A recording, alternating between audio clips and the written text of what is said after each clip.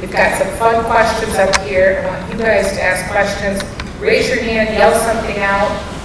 So when we talk about the ovary, so when a female fetus at 20 weeks, right about that point, has about 3 million eggs. I want you to think about this for a minute. It's about 3 million eggs. And what happens by the time we're born, it's about 1 million. By the time we hit puberty, it's probably 300,000. We lose 90% before we care to use them. Ovaries are very different than testicles. Men have stem cells. They make sperm every day of their life, right? And that's why guys can father pregnancies at much older ages that girls can, women can, right? And so we don't have stem cells in the ovaries. We don't make new eggs. Our eggs are the age we are. And it's almost like, I use the analogy, Katie's probably heard me use it 100 times in 2 weeks when she was in clinic. It's like we have a jar of jelly beans, and every month we lose a handful, if you think about it. And it's pretty wild. I unfortunately had to freeze eggs in girls as young as 11 or 12 with cancer diagnoses. I've had to tell 16, 18, 20, 25-year-olds that they're in ovarian failure. These are hard conversations when you think about some of these things.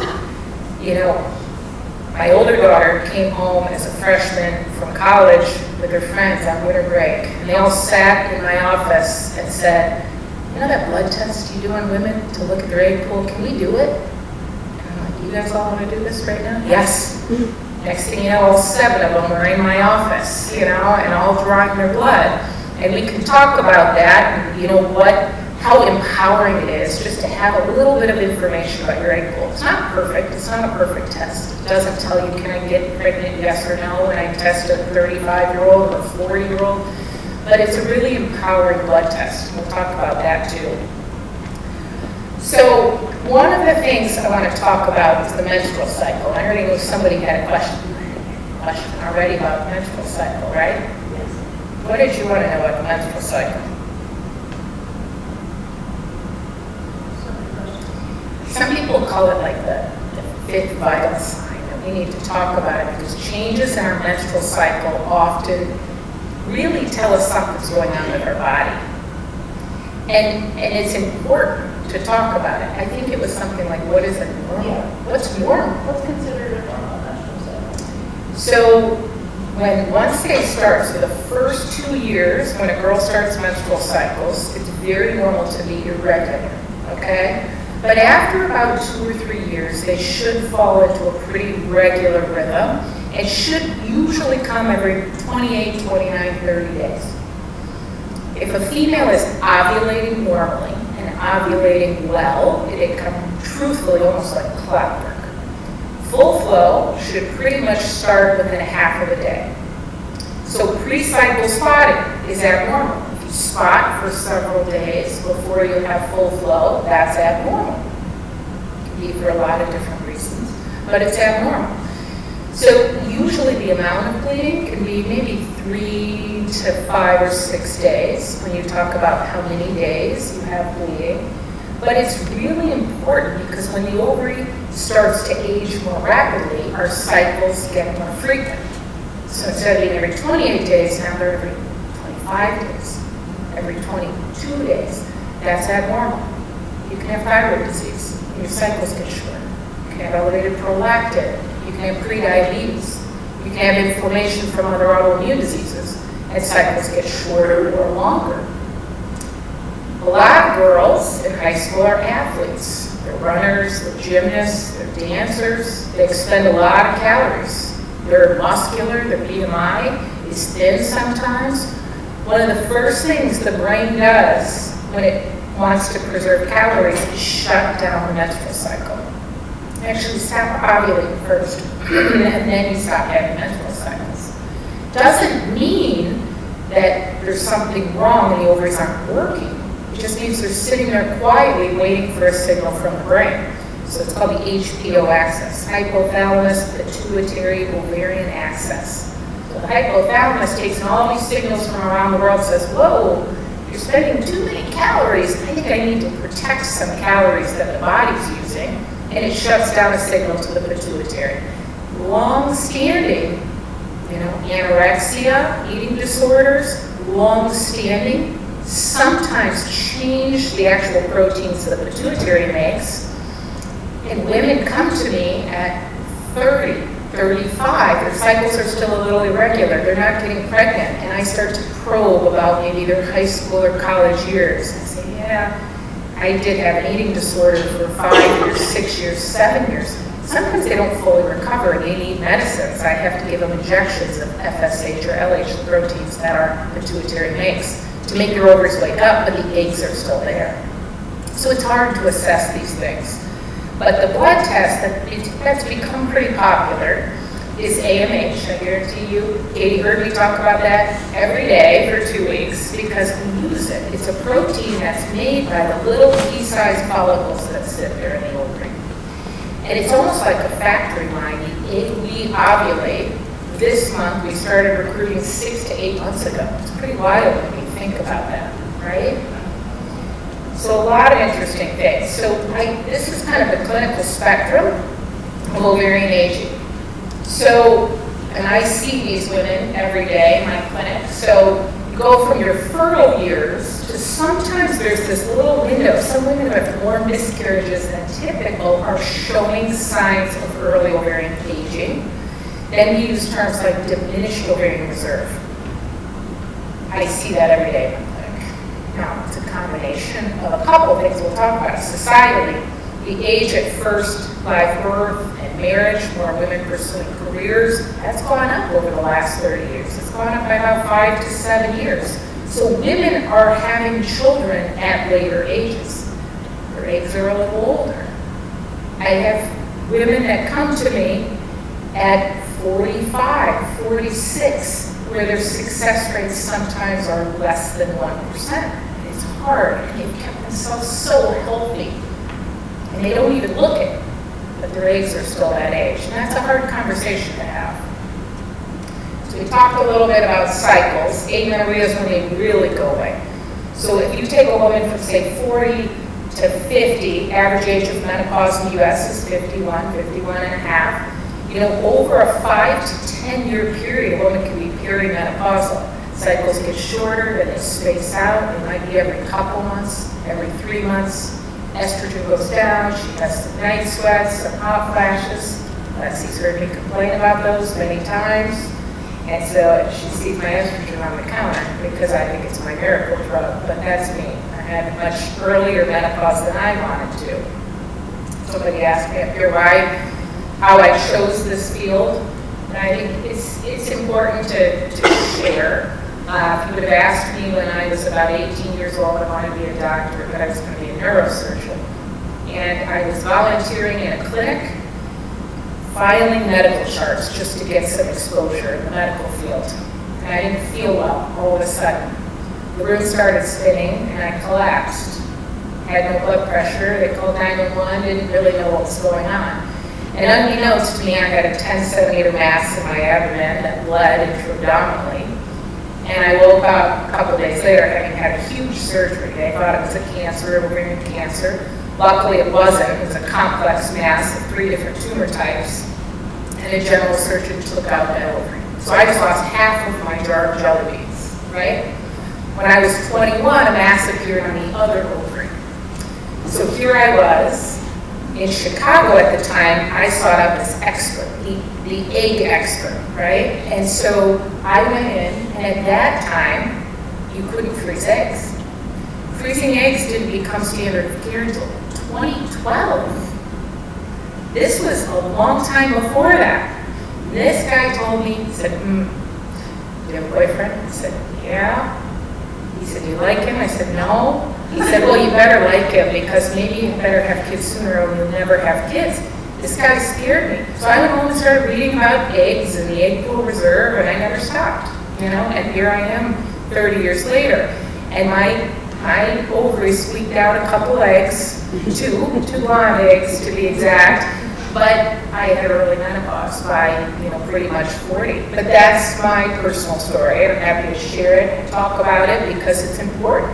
I didn't know any of those things. And so that's why I think I love this subject so much, and I became passionate at such a young age.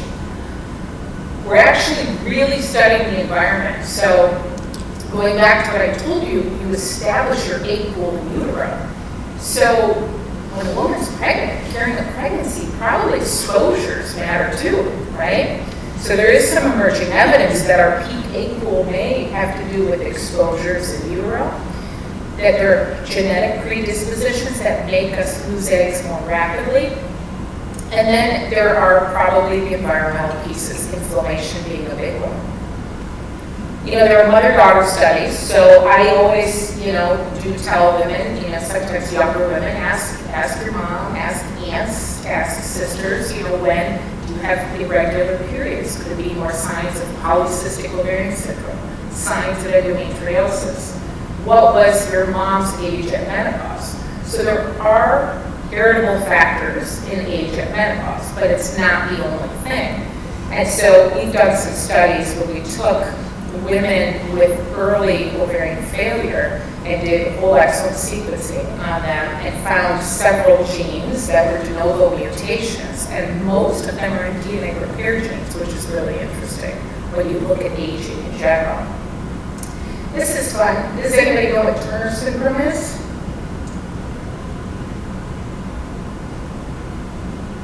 It's when you're born with one X chromosome, right? So you're a female with one X and not two X's. And the X chromosome is really interesting because you need two of them. And so this gets into, you guys must think, you go to biology, you learn about mitosis and meiosis, and you think you're never going to have to use those words again. But I use them all the time. So in meiosis, there's an obligatory recombination of genes. So these two X's have to line up and recombine and separate to make eggs. So if you have only one, you don't actually form ovaries. So true Turner syndrome, you have what we call streak gonads. You don't have eggs and you don't have ovarian function. There are lots of women that have mosaic Turner. So some of their organs, some of their cell lines have one X and some have two. But if you have little break points in your X chromosome, these are tests that we do, distal deletions in the X chromosome, you have earlier and earlier menopause. So when I have really early menopause, patients that are before the age of 40, so when I say average is 51 and a half, it's normal from 45 to 55. 40 to 45 is considered early menopause, and before the age of 40 is considered pathologic, where we use the term POI, primary ovarian insufficiency. We used to say premature ovarian failure, but we use the term POI more now. This is a graph of what I was telling you about. So the red graph is where that's 20 weeks gestation in utero, where you peak. We used to think it's 5 million. Actually, studies now think we're about 3.5 million on average.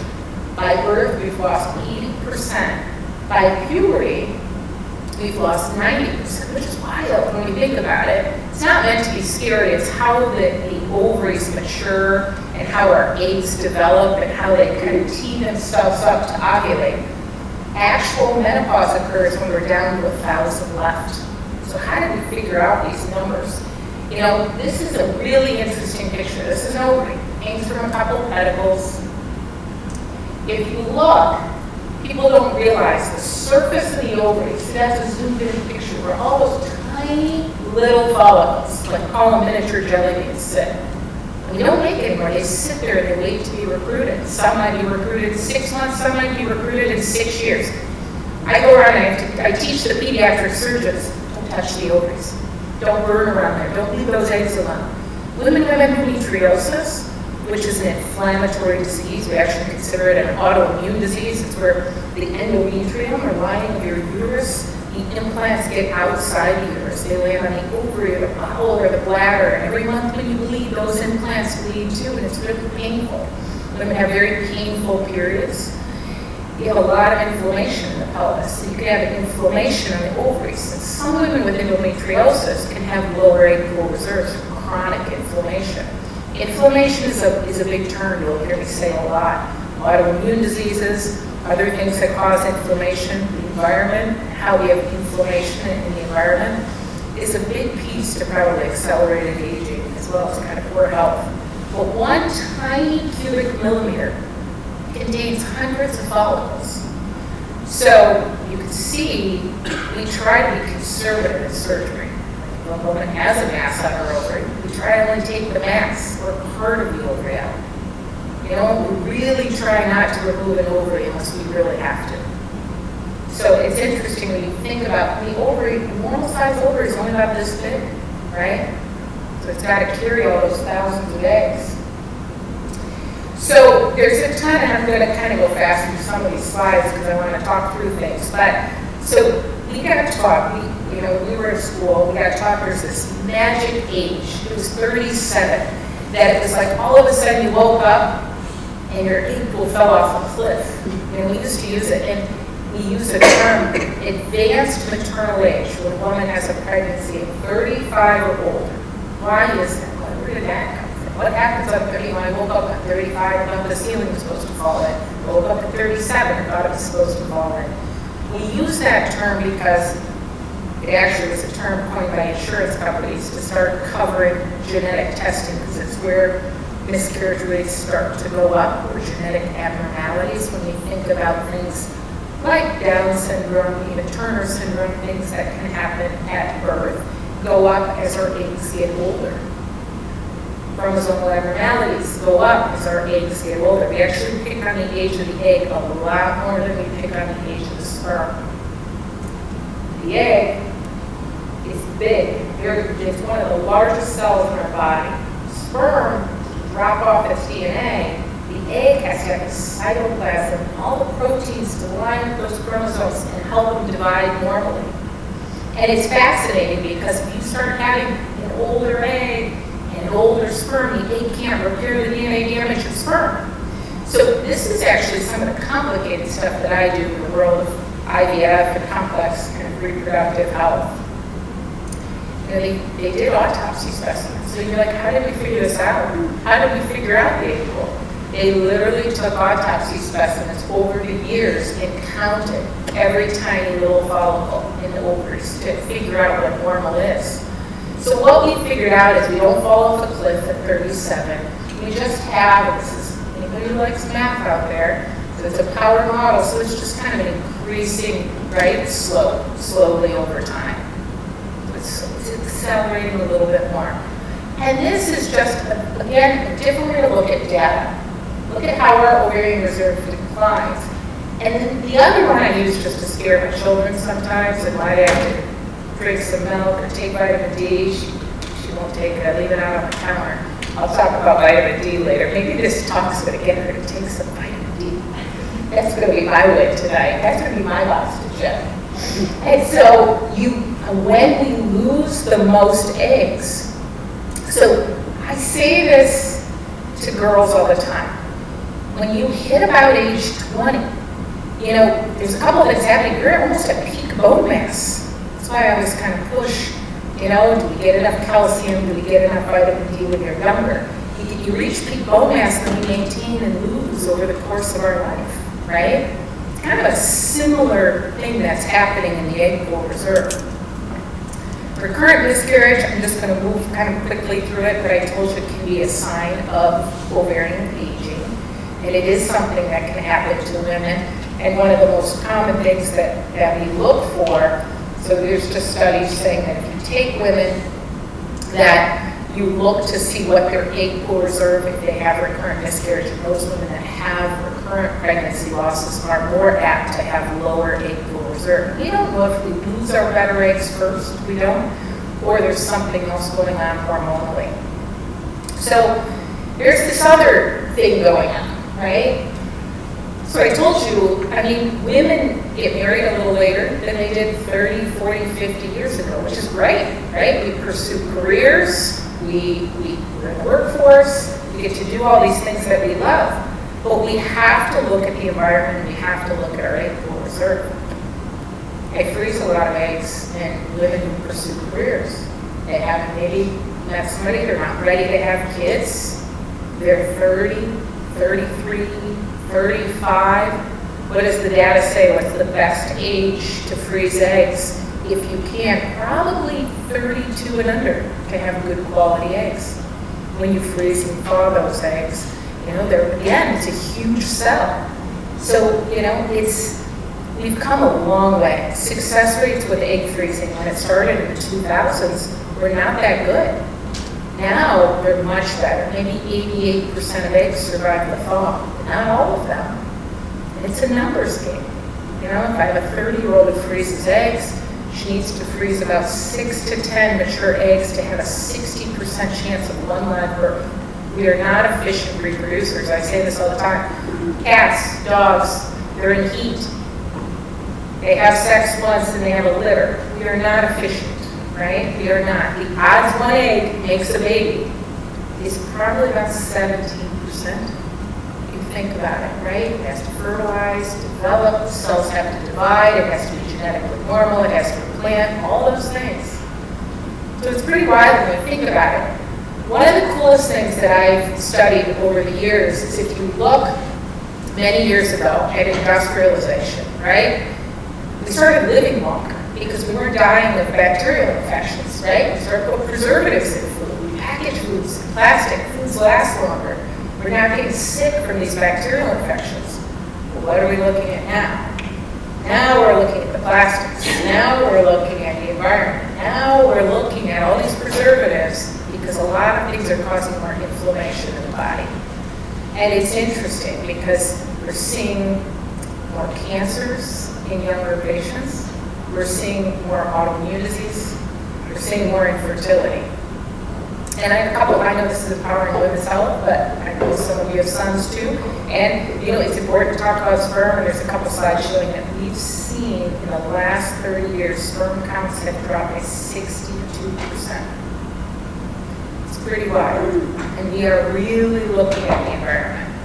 And so, it's not really just a conversation about eggs. It's really about reproductive health. So, how do we look at the environment? And, you can't, so I'm going to show you a study that we did that got picked up by the Today Show. I was so mad. I had 4 hours to get from where I was in St. Louis to New York to be on the Today Show to talk about my study, and I couldn't make it in time. So the correspondent on the Today Show called me and talked through the study, but I was like, that would have been fun, to get on the Today Show. But the headline, when we released this study, it was embargo, went on the London Times and all these newspapers, and the title was, Lipstick Causes Early Menopause in Women. The next article was, Women Using Makeup Have Early Menopause. I'm like, oh, this is not good, because they're reading it differently, and you don't want to scare everybody, and I'm guilty of it. We use lotions, we use makeup, we use perfumes, we use all these things, and a lot of them have phthalates in it. So water's good for us. So this gets a lot of criticism, right? Phthalates are what make it malleable, right? Well, this was probably filled. It went on a hot truck. When it gets hot, the phthalates leach into the water. We get it back. But it's better to drink this than probably a soda or something else. So how do we judge what's better for us, what's worse for us? How do we limit exposures? We're better off probably drinking out of stainless steel or glass if we can. I got rid of most of the plastic that I microwave in. I microwave in plastic, or in glass or paper plates. So little things, because that's ways you can remove it. Does it mean I'm going to remove it in every aspect of my life? No. I'm going to drink this water, and I'm going to still have something in plastic. But we are exposed to so much every day. And so, we did a study. We were trying to figure out chemicals in the environment. And there's this term called endocrine disrupting chemicals, EDCs, that impact organs and endocrine organs. And they're being studied more and more and more, and there's more and more data. And studying the environment is really hard because we get exposed to so many things at once. We don't know what's really the biggest problem. And so there's more data that these are linked to cancers and autoimmune disease, and the fertility data has been increasing more and more. And there's what we call the NIH has done these life studies, and they followed couples trying to conceive. At first they saw exposures were linked to a delay in getting pregnant. And so this study that we did, that was released 10 years ago, basically, what we did is took thousands of women, it was a secondary analysis, and we looked at blood and urine levels all over the country, different socioeconomic statuses, urban, rural, and we looked at age at menopause, and we looked at exposure to these things. If you're an active smoker, you tend to have menopause maybe a year and a half earlier than someone who's not. We were seeing things 4, 5, 6. We saw some scary things too, based on dioxins, PCBs, things that don't even degrade when they're, in various waste places. So it's hard. So we looked at a lot. It was the equivalent based on the way we did the analysis, which is a complicated analysis that's weighted to about 8 million women. So it's a really big study. You can see why it went on the Today Show and it went on all these papers. And this is really what we were looking at. These are these kind of categories of things. And so what we really found is, basically, and put it another way, which I think is a better way to say it, the odds of being menopausal was 6-fold higher for each unit increase in exposure to some of these things. So it's interesting. And again, we don't understand. And a lot of these women in study were exposed to so many things. I can't tell you which specific one is the worst, right? And if you truly dig in, and I always say if you look at something and you look at the ingredient list and you can't tell what half of the things are, it's probably not great for us. I've gone back to some old school things like just a vitamin E bar of soap and like certain things, but it doesn't mean I'm going to replace my deodorant and certain, you have to, you make decisions, and it's hard because we're exposed to a lot of things. So, vitamin D, let's see. We did a study several years ago. We tested the first 500 women who walked in the door. 87% were either insufficient or deficient. If you poll kind of middle school age kids, high school kids, you poll women, adults, and ask them if they're milk drinkers anymore, almost no one is. And now what we're seeing is we don't have a lot of vitamin D sources of food. Milk is the biggest one, really. And I know, they're good water drinkers, but they're not really milk drinkers. So I set it out on the counter every day. So it's my experiment, and that jar is still full. But it is really being looked at. So there are receptors in the ovary, there's receptors in the uterus. Actually, women with fibroids in the uterus, it slows the growth. Women with endometriosis, it reduces inflammation. What we're seeing, it helps with bone development too, and calcium absorption. And so, looking at levels, we don't absorb it well, we eat probably a lot more than we get, and really, we need more vitamin D. So a lot, I just have a question Yep. about vitamin D. Yep. So I know vitamin D is linked very closely also to mental health. Like I have depression, and when they tested my vitamin D levels, I was so low.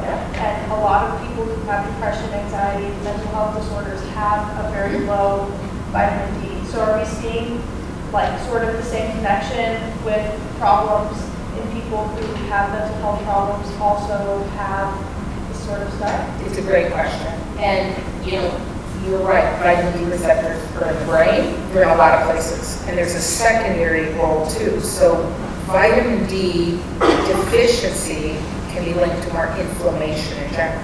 And if you have more inflammation, you also don't sleep well. You don't feel well. You may gain weight more easily, right? So we look at obesity and weight gain with inflammation too. So there's a lot of people who think vitamin D is linked to a lot of these things. Now, people say this, I'm going to go outside and get my 10 minutes of vitamin D. Sun just activates vitamin D. You have to ingest it first and absorb it to be activated by our kidneys, and liver, skin. Skin's the end. So, getting the sun is still great for activating it so it can bind receptors, but if we're not ingesting it, challenge you all to Google vitamin D sources. Yeah? Sorry, interrupting. No, I love it. That's what I want. About milk, I've never liked to drink milk, but we eat a lot of yogurt at Yeah. home. So Yeah. is yogurt equivalent to vitamin D with milk? Or are there other- It is. So it's in sources like that. The issue is we have to eat so much of it. Right.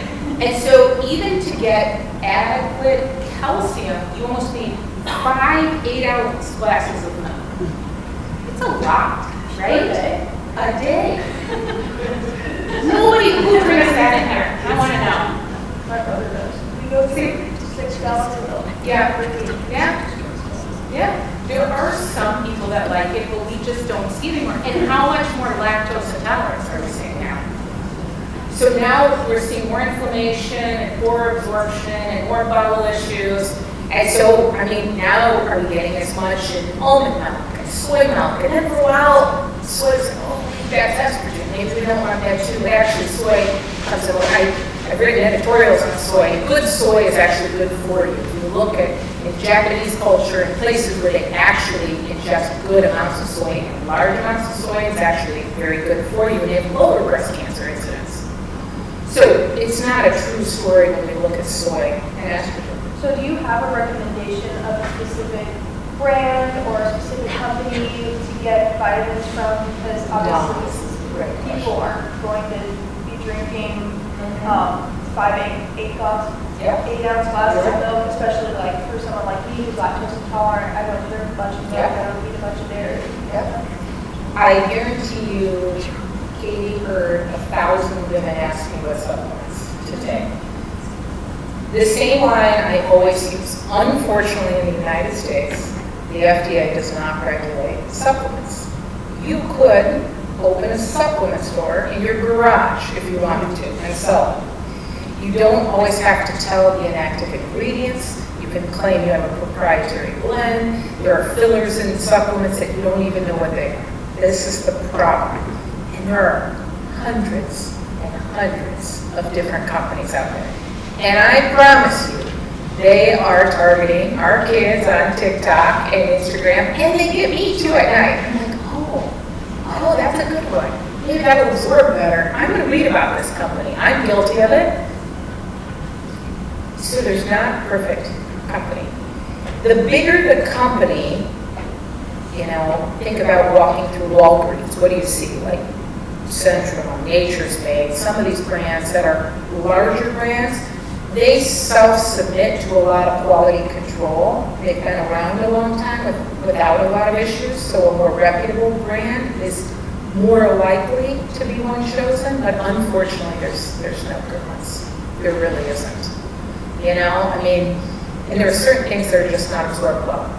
I tell patients all the time, you will always absorb things out of foods and whole foods more than supplements. So omega-3 fats, they're anti-inflammatory, they're fantastic, but you're going to absorb more from salmon, avocado, nuts than you are a fish oil tablet. If you don't like those foods, that tablet may still be good for you to take, but you will always absorb more out of foods if you can get it. So if you have whole food sources, it's always going to be a little better than supplements, but you're not going to get it sometimes. That's why I put that in the So, for the sake of time, I'm going to go through a couple other things. So, now, we already talked a little bit about hormone replacement therapy, right? And hormone replacement therapy got a bad rap. The Women's Health Initiative came out, and actually, we've pulled back a lot of that data now. It got a really bad rap. And they did it wrong. What they did was they took, when they initially came, they thought, oh, estrogen is the end-all be-all. Why do women have less heart disease than men? Why do women have it later than men? It must be that protective estrogen. So they took all these women that were 60s, 70s, and they've been menopausal for 10, 20 years. Well, by the time you're that menopausal, your arteries form cholesterol plaques. You're a setup for clots. It's not the time to give a woman hormone replacement therapy. The best time to do it, to protect bones, brain health, and all the other things, is really during the transitioning time, very early menopausal. It's that time before the plaques all form. You don't wait down the road and then do that. So now that we've studied it better, and we've studied it longer, we've studied it earlier, and we've separated estrogen and progesterone, which we could talk about forever, we've really learned what the benefits are from hormone replacement therapy in the right patients. So earlier is better, right? It's probably the biggest and most important message.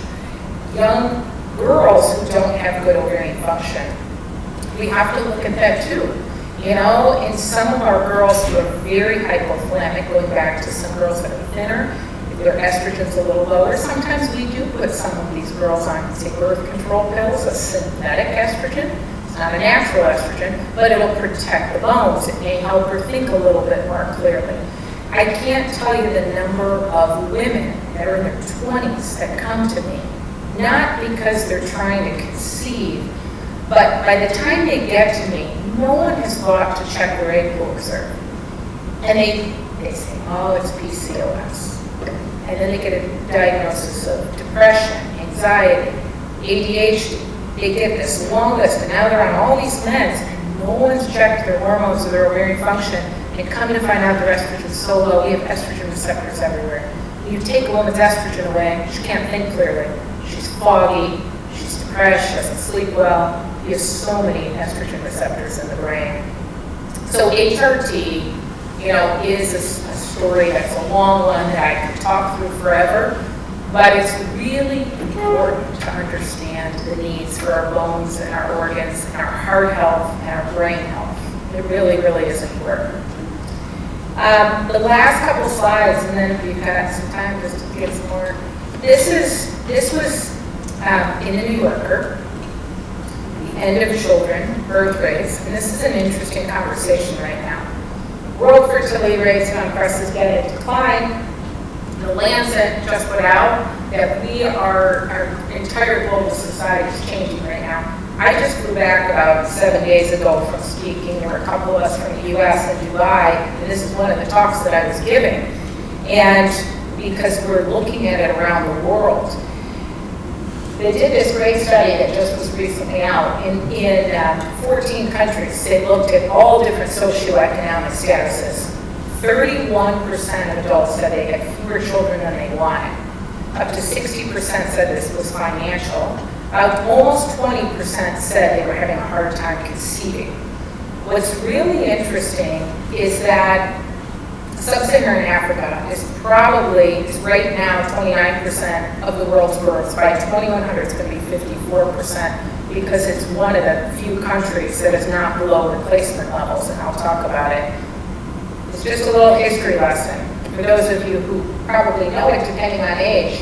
You know, right after World War II, population started shooting up, and everybody said, oh my gosh, we're not going to have enough food on this planet for people, we're going to have too many people. China went to this policy of one child, right?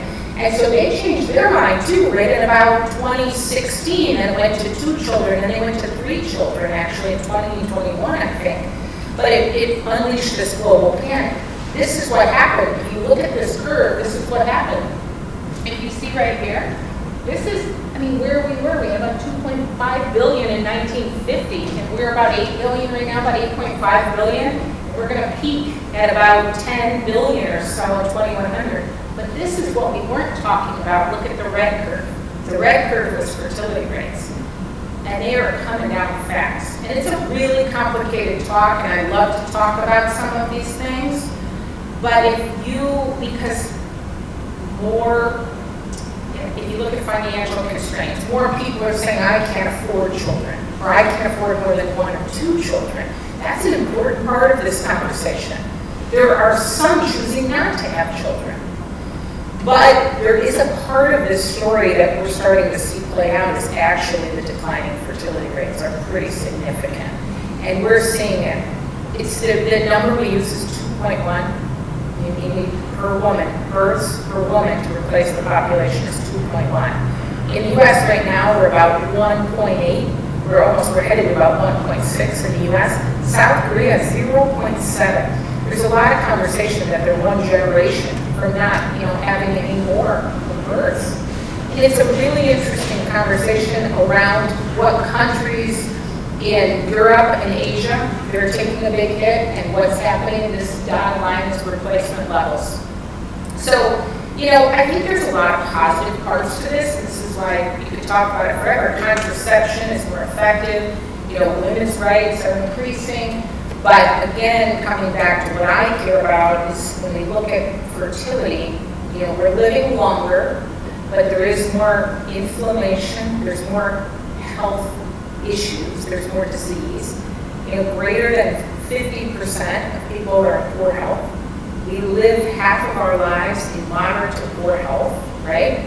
We're seeing more chronic disease, more obesity, decreasing physical activity, more air pollution, more mental health issues. It accelerated even a little bit more after COVID. So, I want to show you the one picture on sperm because I think sperm is easier to study than eggs, right? You can do semen analyses, you can look at sperm counts. And so if you look, we've just done some very large studies in lots of countries, 62% decline over the last 30 years. And it's wild, and the bigger things we're seeing accelerate even more. So if you look at the red line there is after the year 2000, the acceleration that we've been seeing. Now, if counts were 101 million per mil, and now they're 49 million per mil, they're still at a point you can get pregnant. But now if you add that to chronic disease in men, you look at exposure to a lot of testosterone byproducts, you look at all the other environmental things, that drops a little bit more, and then there's significant infertility. So it's just, egg counts are harder to study.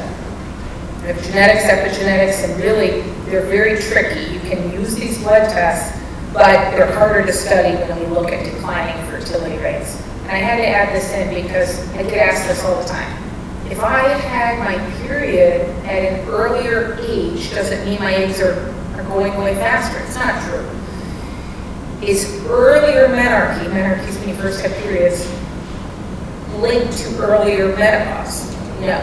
In fact, now they're studies saying that if you have later menarche, there may be some other issues going on too, right? More chronic disease going on in younger and younger ages. So it's just kind of a graph. It's hard to read, but it's like, what are all the things looking at different health and different diseases in younger populations? Going back to why we know infertility is increasing, the demand for what I do, there's not enough of me.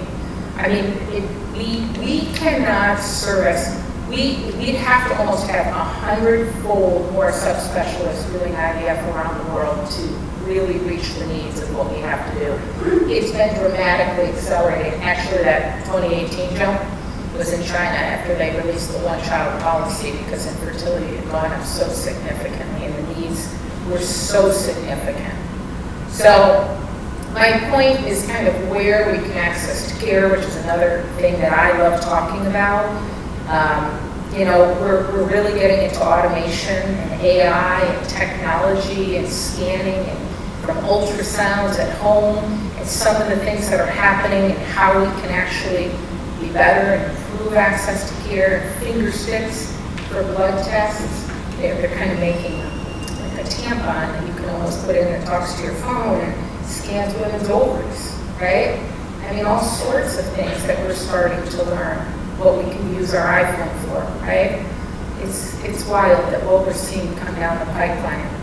But the point is we're going to see a lot more trends. My last slide, we're testing more for genetic diseases. We're learning a lot more about things that people don't want to pass on to their children. We are preserving more and more fertility on cancer patients. We're improving access to our LGBTQ population, and the access to care there is finally going up. We have 12 states in the United States that cover infertility treatments, but most of our states do not. So if you look at access to care per disposable income, most patients can't afford it. It's expensive. Our air handling in our labs are more than an operating room. These eggs and sperm are so sensitive. So, I threw a lot at you because I wanted you guys to think about a lot of things. I think, we always have to be advocates for ourselves, our health. And, there are a lot of primary care doctors that don't know lab tests to offer women to look at egg pool reserve. And again, it's not a perfect test because, it can go up and down a little bit every month and it tells us something a little bit different, but it gives you a little bit of knowledge and power. And we really, if there's one take-home message, I would say, is inflammation in general is a buzzword here. If patients are so vulnerable when they want to try to get pregnant, And, you know, they're willing to do anything. If I say, put this purple powder on your hair, you know, that patients will do it if it meant that sometimes they could get pregnant when they have infertility. And so I just try to tell them small things they can do, you know, really get sleep, try to reduce inflammation, you know, hydrate more, right? A little more clean eating. How do we do these things? How do we try to make small changes in our life that can give more vitamin D, okay? Get to reduce inflammation, you know, and those little things may help. And so, you know, try to take little tidbits, you know, and learn more for me. So you guys at your ages, right, by the time you guys are practicing, we'll be doing this differently than I am. There'll be a lot more technology and a lot more knowledge. You know, and always the more we know, the less we know. So what questions do you guys have? You guys all have some up here. Yes? Questions about hormone replacement therapy. Yeah? Does that start with your OB-GYN? Is that going to give it to an endocrinologist? Yeah, it's a very good question. Yes, the OB-GYN is the best place to start. That being said, what's very difficult is the general OB-GYN isn't always the best trained in hormone replacement therapy. They get a little bit of training. They have to learn how to be surgeons and treat hypertension and manage obstetrics and all the other things in preventative health. They don't get a lot of it. They get a little bit of it, and some know it more than others. We're starting to see this trend of OB-GYNs that are leading obstetrics and becoming experts in HRT. There's a few of them in St. Louis, or they're doing just more advanced gynecology and can spend a little more time in there. You can look for NAMS certified doctors, which is the North American Menopausal Society, and they're often a little more trained in some of those things, but that's where you would start. Yeah. Yes? How do we get that blood test for our kids? Right? I'm always happy, you know, we actually did this, we launched it's called a pulse assessment.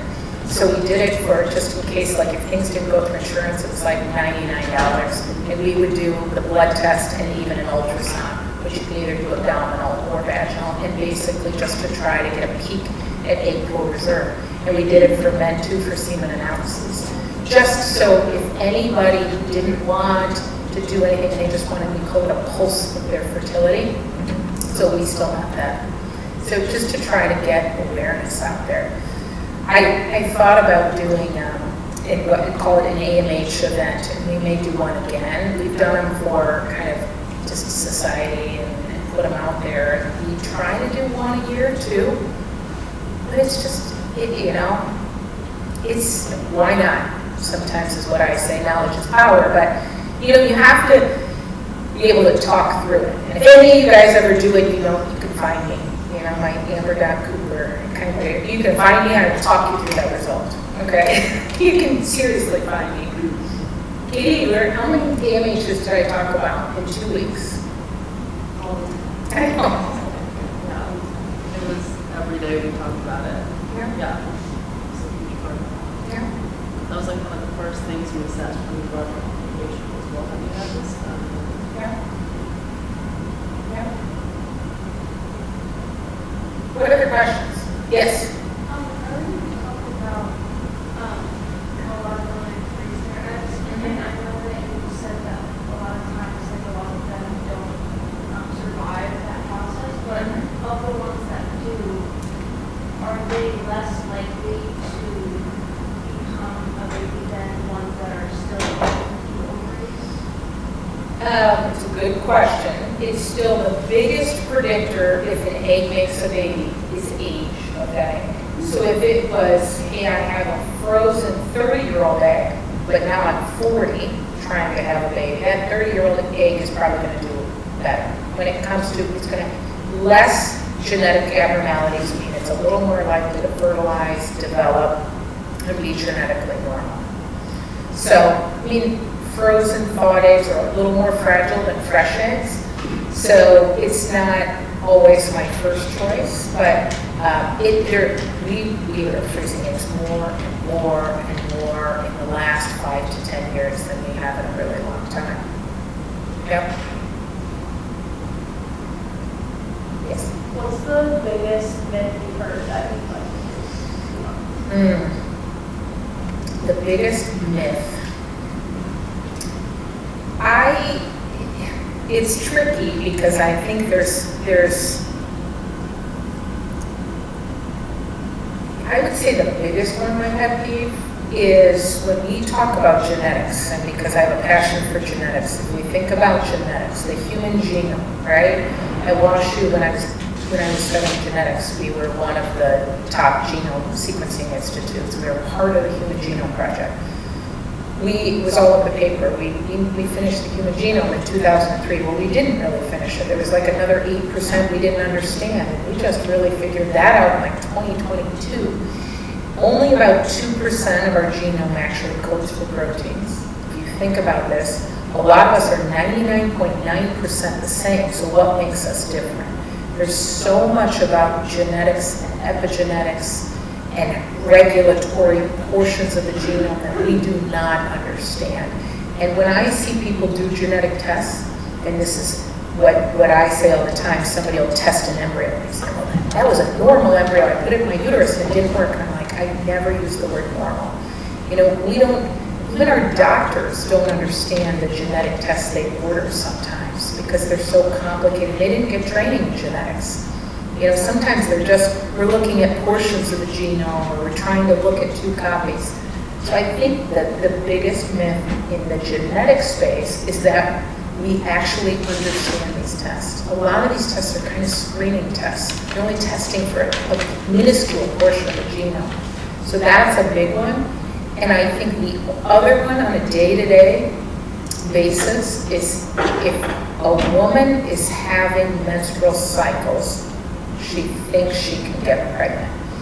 And menstrual cycles keep going usually about 5 to 7 years after an inability to conceive. So the number of women that I see in their early to mid 40s that walk in my office and say, I still have 28-day cycles. Well, I told you those were regular. But it doesn't mean those eggs are going to result in babies. And that's hard. It's hard to tell a patient. So just having regular menstrual cycles doesn't mean that. So that's a myth. Katie? Yeah, I was wondering if you could talk about like birth control and fertility rates, particularly like with Yep. the IUD and stuff. Yep. and Yep. how that- Yeah. You know, contraception has come a long way, and effective contraception is kind of a great story when you follow it because it works really well. Actually, coming down the pipeline is contraception potentially for men, and it's in trials right now, and it's being looked at. You know, the birth control pill, which is a synthetic estrogen and a synthetic progesterone, is one of the most commonly used things to regulate menstrual cycles. The synthetic progesterone actually really helps with painful periods, with heavier bleeding, which a lot of girls have, endometriosis. So there's a lot of benefits. If taken correctly, success rates, it's about 95, 98% effective. You know, long-acting contraception has become a big thing in younger generations. IUDs, implants, right, are becoming more and more popular because we don't want young girls forgetting to take a pill each day, right? I mean, they're easier to remember. There are pros and cons. There's sometimes a little more breakthrough bleeding, you know, things that we worry about. Now, you know, when Katie and Edie did 2 weeks with me, they heard me talk about all sorts of things. And the hard part is I see a very skewed population because I see a population that's infertile and they have more issues. Sometimes I see patients, and they saw me take patients in the operating room that had scar tissue in the uterus, and sometimes it was from, you know, placement of an IUD. On the other hand, they're very, very effective. They're very effective at controlling heavy bleeding, and they're very effective at contraception. And so, you know, we have these conversations all the time, and it's tricky. You know, why would I recommend one or the other? It generally depends on the patient. It depends on like other health problems. It depends on how much they remember to take things and do. It depends on if they have heavy bleeding. depends on if it's going to be a difficult insertion. So they're tricky. But I think we've come a long way in effective contraception. Good question. Yeah. First of all, I just wanted to say thank you for the work that you do. Yeah. It's really lovely having you out there doing research and being passionate about these things. I'm on the other end of the fertility spectrum, 45, facing down perimenopause. Yeah. I just wondered what your recommendation would be in terms of advocating for myself. Yeah. What would I ask my OB? I don't know where my estrogen is. Yeah. Different things like that. Just what would you recommend? So the first things that you'll start to notice, right? So if you're not on any birth control pills or anything, it's going back to cycles. So when you start having ovarian aging, like I said, you start getting shorter, the more frequent cycles. Instead of 28 days, they're 26, they're 25, they're 24. You start getting more pre-cycles by. Then women start to have fluctuations of estrogen. One of the first things you tend to notice is at night, It's the first thing. You were cold for so many years at night, and now you're throwing off the covers a little bit more. You just are starting to have those hot moments at night. That's starting to show that estrogen is, because it does that during the day a little bit. So you have more highs and lows, and then eventually you'll start to have spacing out of cycles a little bit more. Women, when they're perimenopausal, I can't tell you how many estrogen receptors are in our brain. So we don't sleep as well, so you toss and turn more at night. So sleep disturbances and probably vaginal dryness are two of the biggest early symptoms in women as their estrogen is waxing and waning and going down. Then you start to get more mood lability. You're like, where were my keys? Or why did I come in this room? And you start to get forgetful, actually. Your clarity of thought does start to change too. And when you start to feel those things, what is very helpful is bridging that. And so usually what we try to do is check both an FSH from the brain, because when the brain doesn't get enough estrogen feedback, the FSH starts creeping up, and an estradiol or estrogen level. And so not even all OBGYNs know, to check both at the same time, but that's what they should do. And then generally, they will treat as symptoms progress. There's vaginal estrogen for vaginal dryness, and then you can start going on a patch or a pill. There's different things. There are trends out there, and it's quite a popular trend in St. Louis. There are places where they put pellets. You'll hear about women getting hormone pellets. You got to be careful. There's a lot of compounding of hormones that is not great. There is a marketing trend that says, this is bioidentical. Well, a lot of the things we use are bioidentical. Micronized progesterone, estradiol, those are bioidentical. These are, they're marketing terms, so you got to be careful with. Pellets, there's no FDA-approved testosterone. So as women have ovarian aging, their androgens go down too. So as androgens go down, those can be replaced, but they're very tricky to replace in women. And women can be over-replaced in some of these pellets. So we're very careful with some of these things. And that's what you have to be careful with. But bridging the perimenopausal time is really effective to helping women in quality of life during that time. Yeah. Are there any other things like top 5 things you can do, like exercise, staying hydrated, for teenagers all the way through? Yeah, I definitely exercise would be on the top 5. As clean eating as you can, right? And it's really hard. I'm guilty of grabbing some protein bar, doing things. You need protein. We don't get enough protein. You want to build muscle mass. So building muscle mass, every place your muscle inserts on bone, you actually stimulate bone growth. So, if I was saying, I'd say exercise, including weight training to build muscle mass, because that's good. And she's saying, I told you so. I saw that. That's right. See, they know, they do know, because it's on TikTok, and they are seeing it. So when we say clean eating, people ask me about diets all the time. Still, the diet that has the most health data supporting it is like a Mediterranean diet. You're getting more omega-3 fats, more lean meats, more complex carbs. She said, I told you back, I like that. And so if you're going to do something, that's what it is. People try to lose weight by taking a keto diet and certain things. The problem is that's so pro-inflammatory, it's not great for our joints and certain things. And you lose weight, but then you rebound back. So you really, I would say, the exercise and weight training, calcium and vitamin D is a big one. Hydration, I would say more omega-3 fats and Mediterranean-like diet.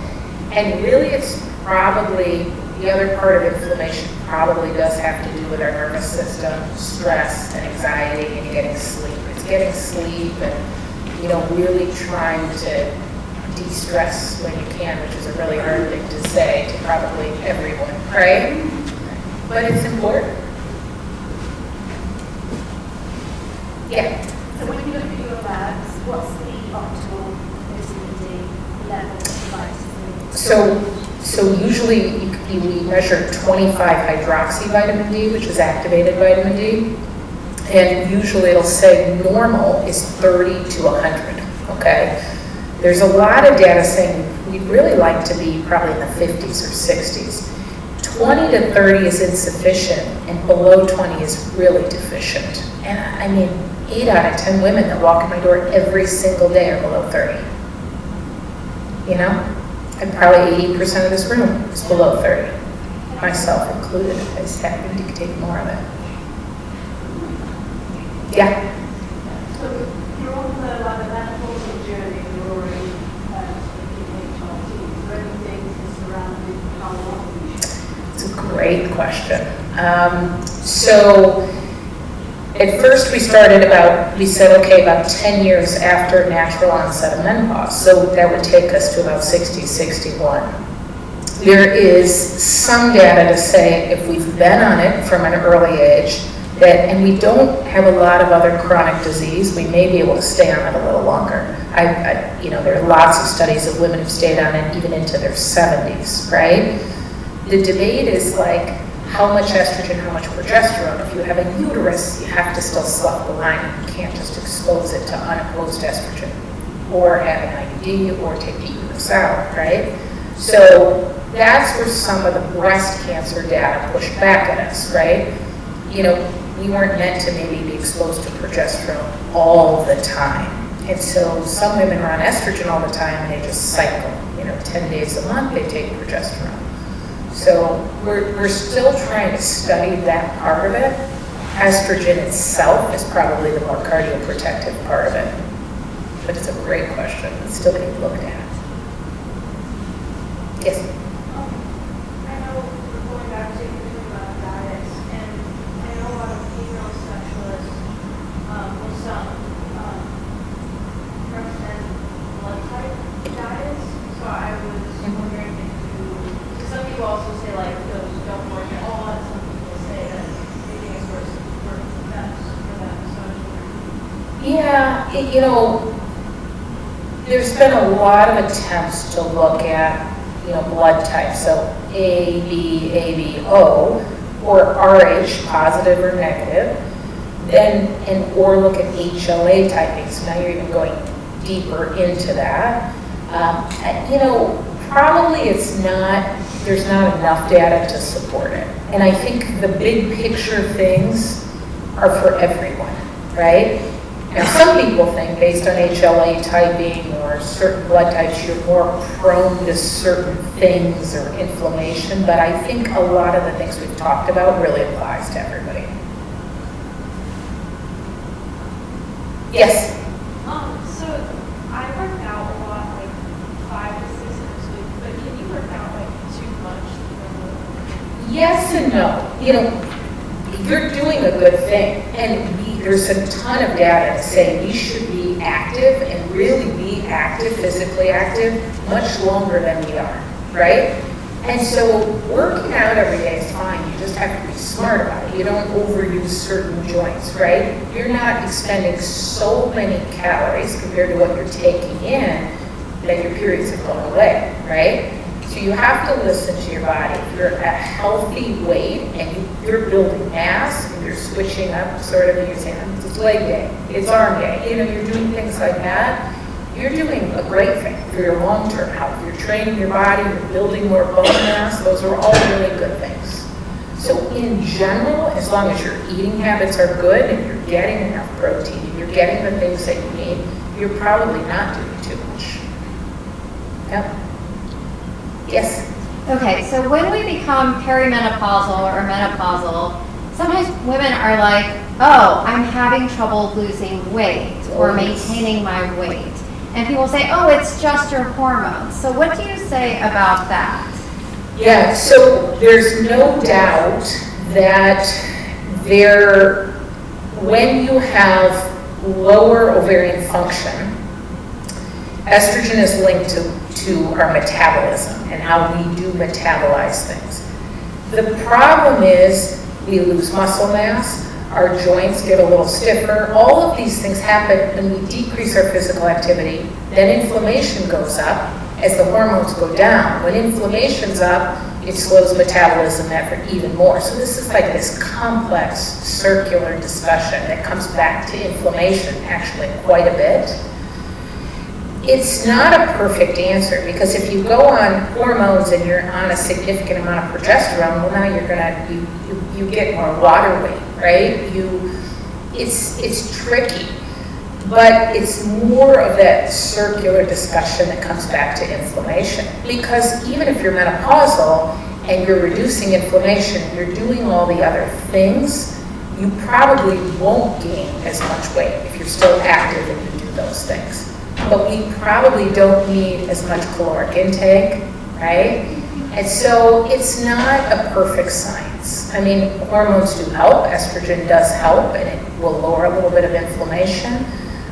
Some women will use little bits of androgen. It helps them build a little more muscle mass. You build more muscle mass, you burn more calories.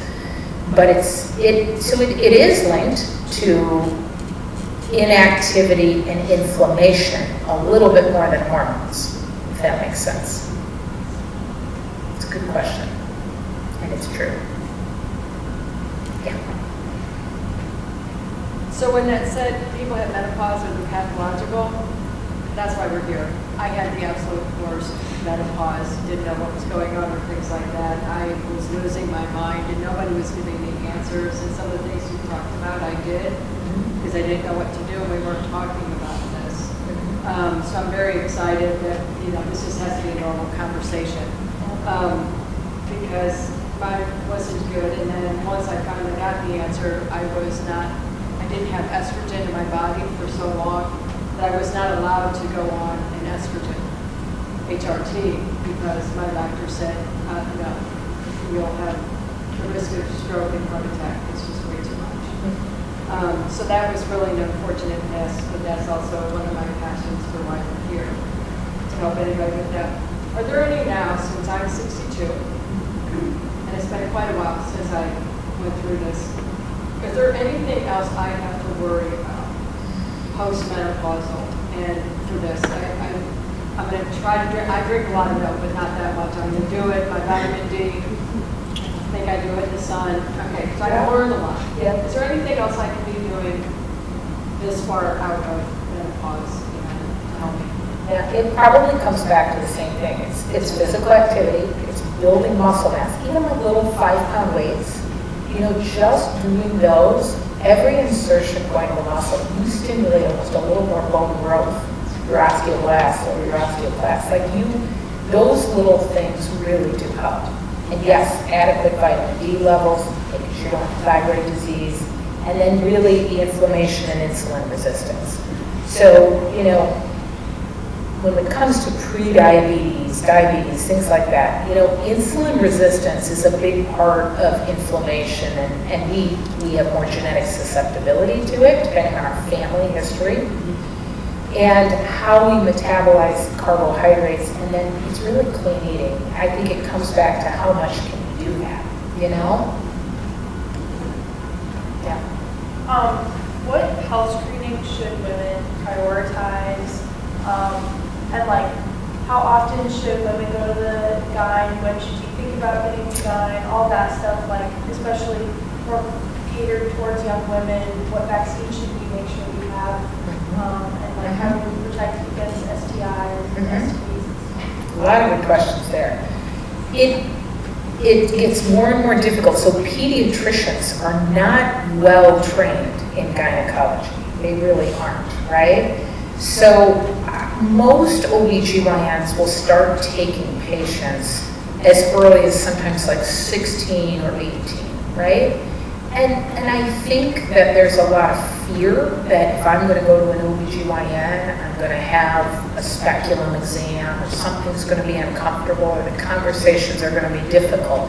And most OBGYNs are not like that at all. They're there to talk to you about periods. They're there to talk about vaginal discharge or whatever, normal conversations, right? And they have those conversations with you. And you can learn with them, and they're more comfortable over time, right? And you may need something like, I have a mass on my breast, something feels funny. So you can talk about more women's health issues if you establish with an OBGYN. And so, generally OBGYNs aren't following your immunization status, which is why pediatricians tend to stay with patients and kids until sometimes early college years, or maximum 26 typically. Most will stop at 18 and 21. And so I think establishing with an OBGYN is a really good thing to do. And I think, learning, I think you have to have conversations about, pap smears. When we changed those guidelines, actually, we used to do them much younger. Now we say at 21 or 3 years after the onset of sexual activity, because it's what is exposure to HPV. It's the guidelines on when we have to do some of these things have started to change over time. And obviously, when it comes to sexually transmitted infections, those are really important to talk about, right? They're very important to talk about, and they're very important to prevent. Condoms are still the best thing that we can do outside of abstinence. And really, it's unfortunately, we see higher rates when we look at things like gonorrhea, chlamydia, syphilis has been increasing. And when we look at some of these things, they often are silent infections in women. And I see the repercussions later, after being exposed in teenage years, in their 30s, they have scarred tubes. And so, because they sit silent until they become very, very progressed infections. And so those are important things that often lead to infertility. So, all good questions. Yeah. Does a fertile menstrual cycle or infertile menstrual cycle differ, or is everything the same or different and you never know which can get tested? Yeah, it's a very good question. So, you can have bleeding from the uterus and not have ovulated. The lining can just get thick and break down. Some people think, well, I had periods, so I must be ovulating. That is not true, right? So women who ovulate and ovulate well are pretty clockwork, 28 days. Women who are like, some months it's 40 days, some months it's 23, then the next month it's 36 again. They're probably not ovulating. So the menstrual cycles tell us a lot. So infertility and fertility is hard because you can have a uterine factor, a tubal factor, a sperm factor, you can just not be ovulating. But when it comes to ovulating, right, and releasing an egg and making estrogen and making progesterone, usually clockwork cycles tell you you're ovulating. But a lot of women come in and they're like, they're a little irregular. Last month and they've got their chart. I was 32 days and the month before that I was 40 and the one before that was 26. I'm like, you have ovulatory dysfunction. Doesn't mean it's all or none, but there's something going on. It can be from thyroid disease or elevated prolactin or, pre-diabetes or other inflammation. Or it just may be some women have stubborn ovaries. They must have too many eggs, polycystic ovarian syndrome, right? So that's a good question.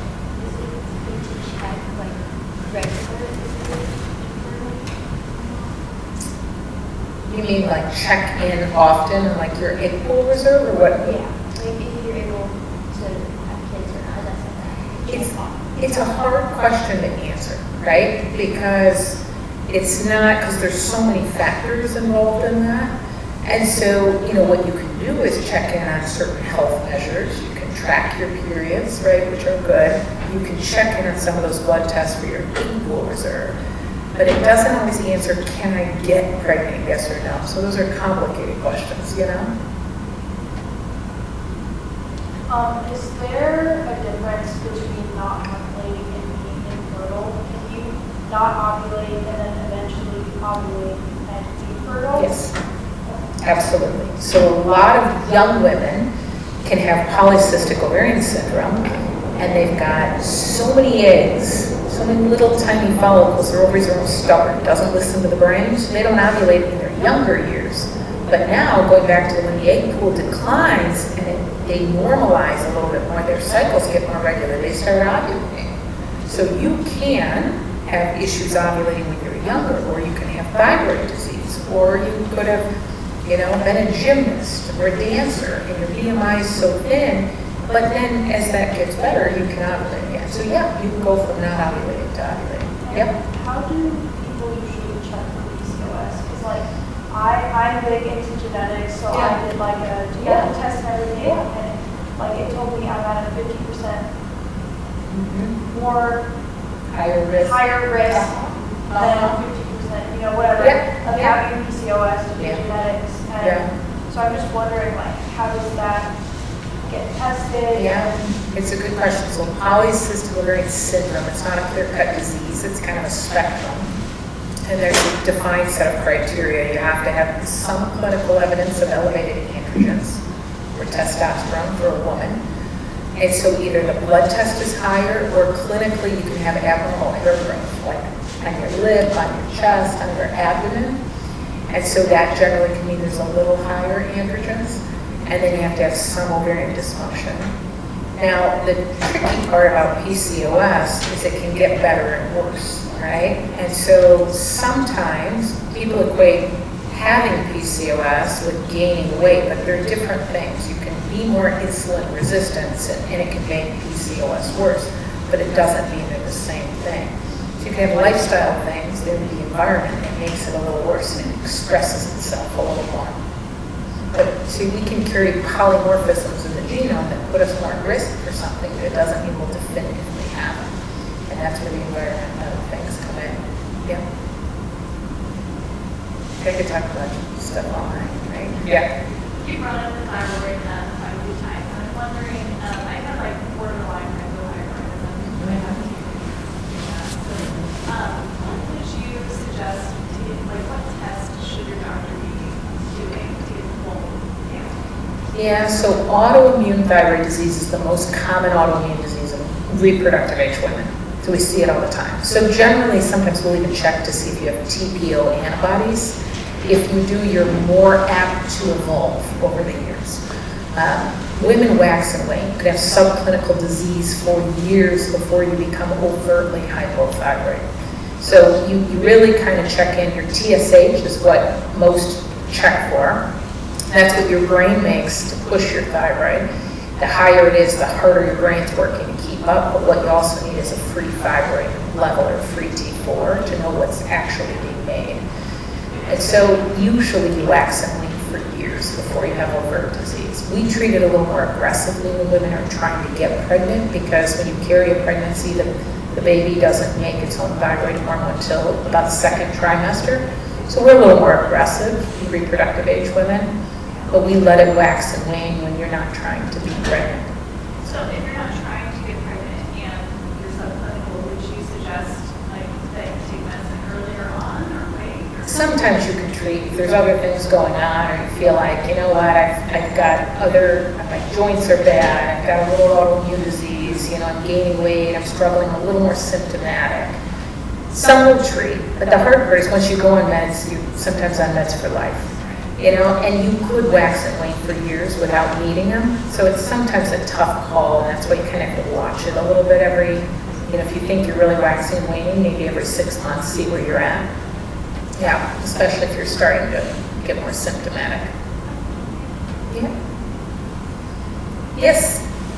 What advice do you have for young women to get enough iron in their diet? A lot of the girls that I work with in athletics come up with chronic fatigue, and then they go to the doctor and they have low ferritin. That's because of anemia.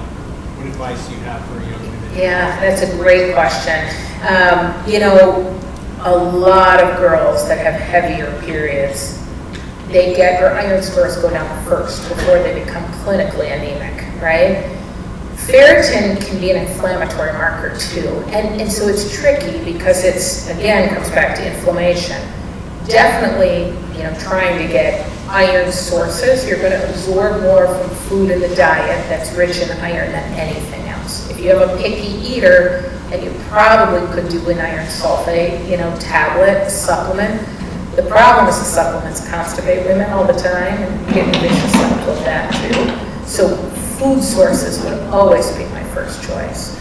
If women, especially like athletes, and they're fatigued and they have pretty heavy periods, then those are the girls that may benefit from going on a birth control pill or doing something that can reduce how much they bleed too every month. Great question.